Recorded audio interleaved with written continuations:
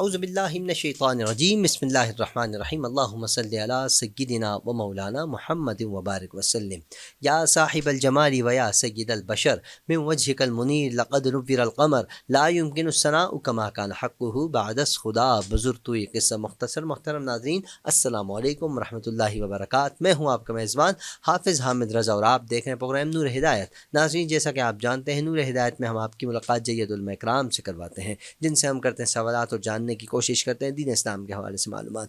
آج کے ہمارے معزز مہمان بہت خوبصورت انداز میں گفتگو فرماتے ہیں، میری مراد محترم المقام جناب مفتی ساجد محمود صاحب دامت برکاتہم العالیہ، یا آپ کی ملاقات بھی کرواتے ہیں، پھر انشاءاللہ اپنے موضوع کی جانب بڑھتے ہیں۔ آج کا ہمارا جو موضوع ہے وہ بھی میں آپ کو بتاتا ہوں، لیکن پہلے مفتی صاحب سے ملاقات۔ مفتی صاحب السلام علیکم۔ وعلیکم السلام حضرت ورحمۃ کیسے اللہ مزاج وبرکاتہ۔ خیریت اللہ کا سے؟ فضل، حضرت اللہ کا ماشاء شکر اللہ ہے، آج ہمیشہ الحمدللہ۔ کی طرح پیارے تو ہیں، آج جنا کیپ والا سلسلہ بھی ہے ویسٹ کوٹ، اس میں یہ آپ کا الگ ہی ایک سلسلہ رکھتا ہے، کیا یہ بچپن سے آپ یہ پہنتے آ رہے ہیں یا وقت کے ساتھ ساتھ یہ کیپ بھی چینج ہوتی رہی ہے؟ نہیں، بس خوش لباسی جو ہے سرکار دو عالم صلی اللہ علیہ وسلم کی سنت مبارکہ بھی ہے، اور چونکہ یہ ہمارا قومی لباس بھی ہے ماشاءاللہ، تو اسی لحاظ سے جو ہے یہ اسی مناسبت سے اس کو جو ہے پہنا جاتا ہے ماشاءاللہ، کیونکہ ہمارے ہاں نا میں ناتخواں ہوں، تو ناتخوانوں کی فیلڈ میں کچھ لوگ ہیں جو جنا کیپ پہنتے ہیں، تو ان کو کہا جاتا ہے، بہت سے لوگ کہتے ہیں جنا کیپ والی کیٹیگری، تو اسی طرح کچھ علماء اکرام بھی ہیں جو جنا کیپ پہنتے ہیں۔ بہت سے لوگ مجھے بھی کہتے ہیں، ایک مرتبہ آپ نے ماشاءاللہ پہنائی تھی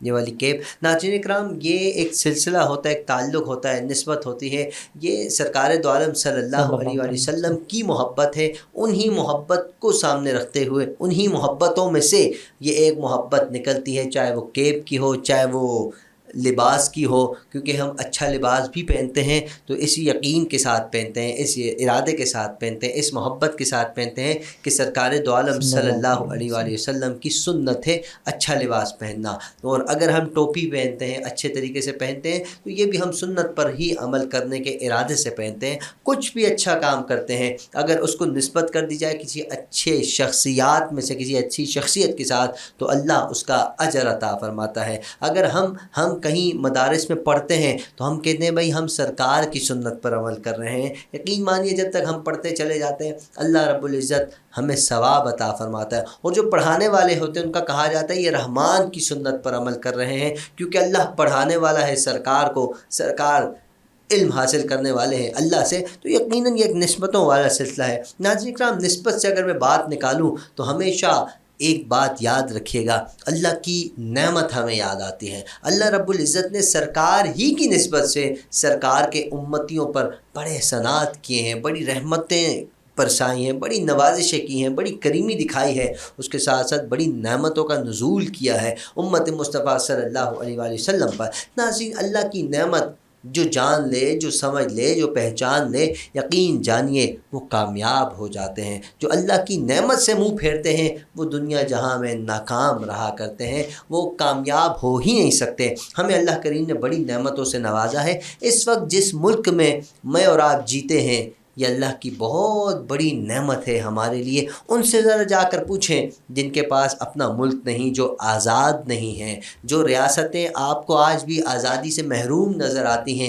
یقین جانیے وہ سر بھی اٹھا کر باہر نکلتے ہیں، سر بھی اگر دھوپ لگانے کے لیے نکلتے ہیں تو اس دوران بھی وہ خوف میں مبتلا ہوتے ہیں، کہیں ادھر سے تیر نہ آ جائے، کہیں یہاں سے بم نہ آ جائے، کہیں یہاں سے پسٹل کا ہم گولی کا شکار نہ ہو جائے۔ بڑے مسائل ہیں۔ اگر ہم کشمیری بھائیوں سے ذرا معلومات تو کریں کہ جناب آپ کے ساتھ کیا گزر رہا ہے تو وہ ہمیں بتائیں گے کہ آپ بڑے خوش نصیب ہیں کہ آپ آزاد ملک میں ہیں۔ میں فلسطین بھائی سے رابطہ کروں، فلسطین بھائی آپ کے ساتھ کیا بیت رہی ہے، تو یقین جانیے خون کے آنسو روئیں گے اور ہمیں بھی رلائیں گے کہ یار ہمارے ساتھ تو یہ بیت رہی ہے، تم بڑے خوش نصیب ہو۔ ہم آزاد ملک میں رہتے ہوئے بھی ہم اس کی قدر نہیں کر پاتے، ہم اللہ کی اس نعمت کا شکر ادا نہیں کر پاتے، ہم ناشکرے ہوتے چلے جا رہے ہیں۔ علماء اکرام سے آج جانیں گے اللہ کی نعمت کیا ہے، کن لوگوں کو ملتی ہے اور کس انداز میں ملتی ہے، اور جب اللہ کی نعمت ہمیں مل جائے تو ہمیں کس انداز میں اس کا شکریہ ادا کرنا چاہیے، اور کس انداز میں اس اللہ کی نعمت میں گزارا کرنا چاہیے۔ ہمیں آج فلسطینی بھائی بھی یاد آتے ہیں، ہمیں آج کشمیری بھائی بھی یاد آتے ہیں۔ آج ہمارا جو ڈے ہے، یوم سیاہ کے دن پر اسے منایا جاتا ہے۔ یوم سیاہ کسے کہا جاتا ہے، یہ بھی آج ہم مفتی صاحب سے جانیں گے۔ اس کا حل کیا ہے، حل کی طرف کیوں نہیں ہم بڑھتے؟ ہم نعرے ہی لگا کر اس دنیا سے چلے جائیں گے، اس کا حل بھی اپنی آنکھوں سے دیکھ پائیں گے؟ مفتی صاحب، سب سے پہلے میں جاننا چاہوں گا اللہ کی نعمت کے حوالے سے ارشاد فرمائیے گا، پھر اس کے بعد ہم انشاءاللہ آگے بڑھاتے ہیں اپنے قرآن کو۔ جی بسم اللہ الرحمن الرحیم، نحمدہ ونصلی علی رسولہ الکریم، اما بعد فاعوذ باللہ من الشیطان الرجیم، بسم اللہ الرحمن الرحیم۔ وَإِن تَعُدُّوا نِعْمَةَ اللَّهِ لَا تُحْصُوهَا صدق اللہ العظیم وصدق رسولہ النبی الکریم الامین ونحن علی ذلک لمن الشاکرین والشاہدین والحمد للہ رب العالمین۔ سبحان اللہ۔ بہت اچھا موضوع آپ لے کر آئے، مشکور و ممنون ہوں آپ کا کہ بندہ ناچیز کو اس موضوع کے ساتھ اس پروگرام نور ہدایت میں آپ نے مدعو کیا۔ اللہ رب العزت کی بارگاہ میں دعا ہے کہ مالک و مولا اس پروگرام کو دن دگنی رات چگنی ترقیاں نصیب فرما اور ہم تمام احباب کے علم و عمل میں برکت عطا فرما۔ نعمت اللہ رب العزت کی ہر وہ شے کہ جس سے ہمیں فائدہ حاصل ہوتا ہو وہ اللہ کی نعمت ہے۔ ہر وہ چیز کہ جس سے ہمیں فائدہ حاصل ہوتا ہو، جائز فائدہ، وہ اللہ کی نعمت ہے۔ اور اللہ تعالیٰ اپنے نعمتوں کے متعلق قرآن مجید فرقان حمید میں ارشاد فرماتا ہے وَإِن تَعُدُّوا نِعْمَةَ اللَّهِ لَا تُحْصُوهَا، اور اگر تم اللہ کی نعمتوں کو گننا چاہو، شمار کرنا چاہو، تم گن نہیں سکتے، تم اس کا احاطہ نہیں کر سکتے۔ اور دوسرے مقام پر اللہ رب العزت ارشاد فرماتا ہے فَبِأَيِّ آلَاءِ رَبِّكُمَا تُكَذِّبَانِ، تو تم اپنے پروردگار کی کون کون سی نعمتوں کو جھٹلاؤ گے؟ انسان بڑا ناشکرہ ہے، اللہ رب العزت کی نعمتیں بے شمار ہیں، لیکن انسان ان نعمتوں کا شکر ادا کرنے سے عاجز اور قاصر ہے۔ رب ارشاد فرماتا ہے کہ تم میری نعمتوں کا شکر ادا کرو، میں تمہیں مزید عطا کروں گا۔ اب سوال یہ پیدا ہوتا ہے ہمیں نعمتوں کا پتہ تو چلے کہ نعمتیں ہیں کون کون سی، جب ہی ہم ان کا شکر ادا کریں گے۔ تو دیکھیے ٹاپک بڑا وسیع ہے، موضوع بڑا وسیع ہے اور اس پر گھنٹوں گفتگو کی جا سکتی ہے، لیکن وقت کو ملحوظ خاطر رکھتے ہوئے میں انتہائی مختصر ذکر کروں گا۔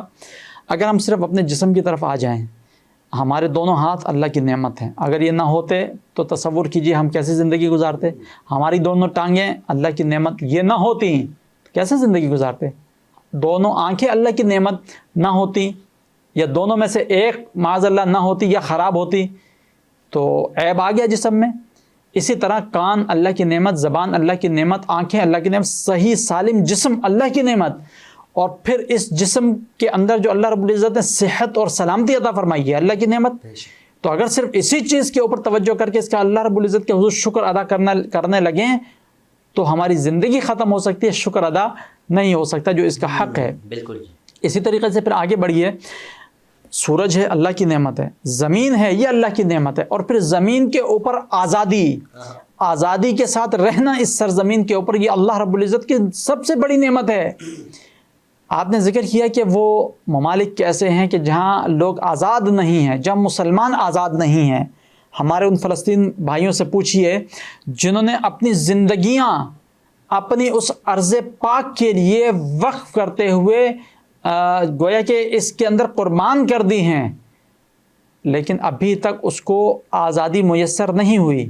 بیت المقدس، میری مراد بیت المقدس، مسجد اقصی، فلسطین کو ابھی تک جیسی آزادی ملنی چاہیے ویسی نہیں مل سکی، لیکن اس نعمت کو حاصل کرنے کے لیے اپنی جانوں کے نذرانے پیش کیے جا رہے ہیں، جہاد کیا جا رہا ہے، مائیں اپنے گویا کہ گودیں اجاڑتی چلی جا رہی ہیں، چھوٹے چھوٹے معصوم سے بچوں کو جو ہے گویا کہ راہ خدا کے اندر قربان کیا جا رہا ہے۔ کیوں؟ اس لیے کہ وہ ارض پاک کاش کہ مسلمانوں کا ایک قلعہ بن جائے، کاش کہ مسلمان اس میں آزادی کے ساتھ رہنا نصیب ہو جائے مسلمانوں کو۔ لیکن سوال یہ پیدا ہوتا ہے کہ فلسطین کے مسلمان تو آزادی کی نعمت کو سمجھتے ہیں، کشمیر کے مسلمان تو آزادی کی نعمت کو سمجھتے ہیں کہ آزادی کی نعمت کیا ہوتی ہے، لیکن افسوس کا مقام کہ جن لوگوں کے پاس آلریڈی یہ نعمت موجود ہے وہ اس نعمت کو نہیں سمجھ پا رہے کہ اللہ رب العزت کی کتنی بڑی نعمت ہے۔ تو یہ وہی والی بات ہے کہ جس بندے کے پاس نعمت ہوتی ہے اور کثرت نعمت، تو پھر وہاں لوگ اس کا شکر ادا نہیں کرتے بلکہ کفران نعمت کرتے ہیں، اور پھر بندے سے جب یہ نعمت چھن جائے تو پھر بندے کو اس نعمت کی یاد آتی ہے اور وہ کہتے ہیں ہاں یہ بہت بڑی نعمت تھی۔ اس کی بہت بڑی مثال یہودیوں کے اوپر اللہ رب العزت نے من و سلوہ آسمان سے نازل فرمایا تھا، یہ اللہ کی نعمت تھی، اور اس من و سلوہ کے نازل کرنے پر انہوں نے اللہ سے دعا کی، مالک و مولا تو ہمیں کوئی دن عطا فرما جس دن تو ہمارے پر آسمان سے خوان عطا فرما، نازل فرما کہ جس کو کھا کر تیرا شکر ادا کریں اور تیری نعمت کا شکر ادا کریں، کوئی دن ایسا مقرر فرما۔ تو رب نے انہیں ہفتے کا دن عطا فرما دیا تھا اور آسمان سے دسترخوان نازل فرما دیا، لیکن جب من و سلوہ آسمان سے اترا کچھ دنوں کے بعد انہوں نے کفران نعمت شروع کر دیا۔ اس کا جو اللہ رب العزت نے پکے پکائے کھانے آسمان سے نازل فرمائے، وہ کھا کھا کے کچھ دنوں بعد کہنے لگے ہمیں یہ پسند نہیں ہے، ہمیں تو مسور کی دال چاہیے، مسور کی دال، ماش کی دال، پیاز، لہسن۔ اللہ رب العزت نے ارشاد فرمایا تم اعلیٰ چیز کو ادنا سے بدلنا چاہتے ہو؟ کہا کہ اچھا اگر تم یہی چاہتے ہو تو یہ من و سلوہ ختم تمہارے لیے، جاؤ اس وادی میں اترو، اس وادی کے اندر تمہیں وہ سب ملے گا جو تم چاہتے ہو، لیکن شرط یہ ہے کہ تمہیں اپنے ہاتھوں سے کھیتی باڑی کر کے اگانا ہوگا اور اگا کے فصل اس سے وہ چیز حاصل کرنی ہوگی۔ ان لوگوں نے اللہ رب العزت کی ایک نعمت کا شکر ادا کرنے کے بجائے اس کے کفر کیا، کفران نعمت کیا، اللہ رب العزت نے وہ نعمت چھین لی۔ یہ بات یاد رکھیے گا، یہ فارمولہ ہے، جو شخص اللہ رب العزت کی عطا کردہ نعمت کا شکر ادا کرے اللہ رب العزت اس نعمت میں زیادتی کرتا ہے، مزید اضافہ فرماتا ہے، لیکن جو شخص اس نعمت کا شکر ادا کرنے کے بجائے مزید کفران نعمت کرے اس بندے سے وہ نعمت بھی چھن جاتی ہے۔ یہ ایک بہت بڑا فارمولہ ہے، اور اس پروگرام کی وساطت سے میں ناظرین کو یہ کہنا چاہوں گا کہ جو بھی نعمتیں اللہ رب العزت نے آپ کو عطا فرمائی ان کا شکر ادا کرو، آپ کی نعمتوں میں اضافہ ہوتا چلا جائے گا۔ بے شک آج ہمیں جو کچھ ملا ہے ہم کسی دوسرے کو دیکھتے ہیں اس کے پاس کوئی ایسی چیز جو ہمارے پاس نہیں، ہم اپنی نعمتوں کو بھول جاتے ہیں اور اس کی طرف نظر رکھتے ہیں کہ وہ چیز ہمارے پاس نہیں ہے۔ مثال کے طور پہ ہم مڈل کلاس زندگی گزار رہے ہیں، ایک بندہ اس کے پاس عالیشان گھر ہے، عالیشان گاڑیاں اس کے پاس، ہم کہتے ہیں اس کے پاس تو کیسی گاڑیاں، ہمارے پاس گاڑیاں نہیں۔ تو یہ کفران نعمت، جو چیزیں آپ کو میسر ہیں ان کا آپ شکر ادا کریں، اللہ رب العزت اسی کے اندر اضافہ فرماتا چلا جائے گا۔ پھر ایک دن آئے گا کہ آپ کے پاس بھی وہی سب چیزیں ہوں گی، لیکن اپنے آپ کو اندر سے پہلے بدلنا ہوگا، رب کا شکر ادا کریں گے تو سب ملے گا۔ بالکل۔ اچھا حضرت، جیسا کہ آپ نے بھی ذکر کیا فلسطین کا، کشمیر کا، یہ لوگ کافی عرصہ دراز سے کوشش کر رہے ہیں، محنت کر رہے ہیں، قربانیاں دے رہے ہیں، لاکھوں کی تعداد میں بچے قربان کر چکے ہیں، لاکھوں کی تعداد میں اپنی عورتوں کو قربان کر چکے ہیں، بیوہ عورتیں جو کہ ابھی کچھ دن پہلے ہی وہاں بلاسٹ ہوا، ہاسپٹل میں کیا گیا، تو کتنے سینکڑوں کی تعداد میں شہداء ہم تک پہنچے گئے، وہی خبریں پہنچی ہیں۔ اچھا، اب یہ لوگ آزادی کے لیے ترس رہے ہیں، ہم آزاد ہیں، ہم انجوائے کر رہے ہیں، تو ہمارے لیے کیا حکم ہے، ہمیں کیا چاہیے؟ جو آزادی کے لیے ترس رہے ہیں، کیا ہم ان کے ساتھ مل کر یہ حق نہیں چھین سکتے دوسروں سے؟ اگر چھین سکتے ہیں تو کس انداز میں؟ ہمارے بڑوں کو اس میں کیا رول ادا کرنا چاہیے؟ دیکھیے، اللہ رب العزت نے قرآن مجید، فرقان حمید اور سرکار دو عالم صلی اللہ علیہ وسلم نے احادیث مبارکہ کے ذریعے سے ایک پورے کا پورا دین اسلام جو ہمارے لیے ضابطۂ حیات ہے، مشعل راہ ہے، وہ ہمیں عطا فرما دیا۔ اس کے اندر بیان کر دیا گیا کہ مسلمان جتنے بھی ہیں، کل مسلم، جتنے بھی مسلمان ہیں، چاہے وہ پاکستان کے ہوں، ہندوستان کے ہوں، افغانستان کے ہوں، عراق کے ہوں، فلسطین کے ہوں، کشمیر کے ہوں، ان تمام کے متعلق یہ ارشاد فرما دیے یہ سب آپس میں ایک دوسرے کے بھائی بھائی ہیں۔ اور پھر فرمایا ان کی مثال ایک جسم کی ہے کہ جسم کے کسی ایک حصے میں اگر تکلیف ہو تو پورا جسم بے چین ہو جاتا ہے۔ اگر اسی حدیث مبارکہ کو اچھے طریقے سے سمجھ لیا جائے تو ہمیں ان فلسطینی مسلمان بھائیوں کا درد سمجھنے میں آسانی ہو جائے گی، ہمیں ان کشمیر کے مسلمان بھائیوں کا درد سمجھنے میں سہولت ہوگی، ہمیں پتہ چلے گا کہ ہمارے بھائی تو وہاں بھوکے سو رہے ہیں اور ہمارے پاس طرح طرح کے انواع و اقسام کے کھانے موجود ہیں۔ ہمارا دل اور ہمارا ضمیر ایسی صورت میں جب ہمیں احساس ہوگا تو کیسے گوارا کرے گا کہ ہمارا بھائی تو کھانا کھا نہیں رہا اور ہمارے پاس سب چیزیں موجود ہیں؟